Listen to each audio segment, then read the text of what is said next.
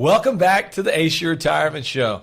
I'm Alex Calott alongside Nathan Carey. All right. We're so excited to have Nate with us today. Austin, in all sincerity, is having a little girl right now, right here as we speak. So we're hopeful that that's going to be such an amazing gift and blessing in his life. And hey, Trey, we miss you, but we're in good hands. That's right. Big day for the blue team. So we want to talk about today the fact that we get to retirement and all of a sudden the paycheck stops. What a wild scenario to be in. I think my dad kind of said it best. At 65, as an airline pilot, he gets forced into retirement, whether he wants to or not. And he said, son, I took a 100% pay cut. That's not ideal.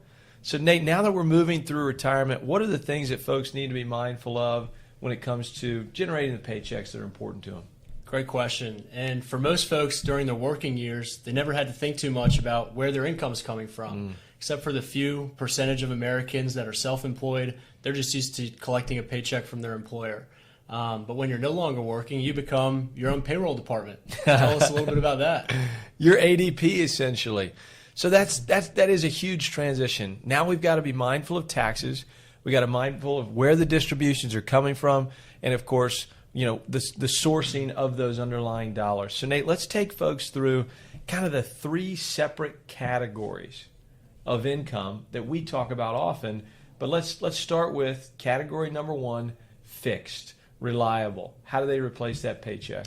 That's right. So a few examples of fixed sources of income in retirement would be Social Security. Oh yeah. Maybe you're someone who receives a pension. Could be rental income. Maybe even working part-time. And really one way to think about this would be your retirement's base salary. This is the income that's reliable, that you can count on each and every month. And you don't have to worry too much about where it's coming from. Ideally, that base salary is making a dent in some of your more day-to-day expenditures. If there's housing expenditures, utilities, things that are going to be there regardless of subsequently what's happening in life. Once we have kind of the foundation, if you will, if we think about it in terms of maybe a house with some of these consistent, reliable sources, then we're going to transition to kind of our second category, more so portfolio-driven income. Let's talk a little bit about the difference between some of these fixed sources, the foundation, and maybe some of the portfolio-driven income. That's right. Well, Alex, this really comes down to the importance of having a very well-structured income plan. And it's important as you do start taking distributions in retirement that they are in fact coming from something reliable. If your distributions in retirement are predicated on things like the stock market, that might not be a recipe for success. No questions asked. In other words, might be a good time, might not be a good time. That's also what's known as sequence of return risk. As you might imagine, if your portfolio is eroding in value and there are dollars coming out, not a long-term recipe for success. So I think in this second category, think of dividend yield as an example. If you're owning fixed income or bonds, think of the interest that you're garnering on potentially that bond ladder. Those could be additional supplemental sources of retirement income above and beyond that base salary, that fixed component to that. Great point. And I think a lot of folks, as they're approaching retirement, Alex, they see articles, they watch videos that really focus on how much money do I need to retire? And I think the purpose of structuring your income reliably is that your confidence in retirement is not necessarily coming from your account value, but rather that confidence knows from coming exactly where you're living off of each month. That's a tremendous point. If you're able to put into place kind of these first two categories, you have a strong foundation, you've been able to supplement your foundation through your portfolio, then there's probably that last component, more of that inflation hedge, that long-term piece. Nate, share with us a little bit about kind of the third category that you would look at from an overarching retirement income perspective.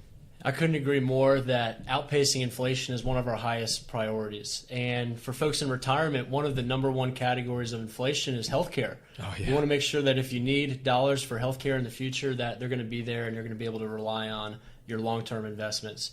And so for your long-term investments, those are the dollars that you're not planning to take distributions from for decades down the line. So those dollars have the benefit of time. They have plenty of time that they need in order to continue growing through short-term market fluctuations. And because those dollars have time, we're comfortable setting them aside for the long term. Nate, I think you said it best. We always talk about the successful ingredients to a retirement plan. Above all else, to have a great investment experience, you need time. That's what we're trying to buy back as we get closer and move through retirement with that long-term segment of our overarching plan.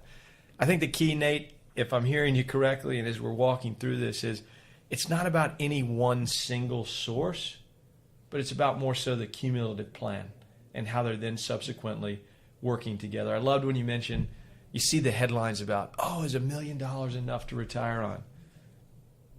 Truly, it's all about what you're spending month in and month out. That's right. And more often than not, what we found is that retirements don't necessarily fail because you didn't work hard or because you didn't save enough. Often retirement fails if you don't have a well-structured income plan. So that's really important to us.